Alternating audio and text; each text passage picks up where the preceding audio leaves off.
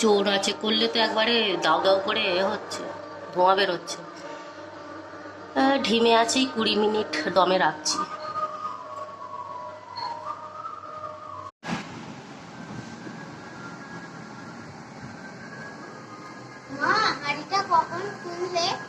প্রথমে চাটুটাকে ভালো করে গরম করে নিয়ে তারপরে প্রথম 20 মিনিট ঢিমে আছে, তারপর 10 মিনিট মিডিয়াম আছে, তারপরে বন্ধ করে আরও 10 মিনিট পর হাঁড়িটা খুলতে হবে, বুঝলি?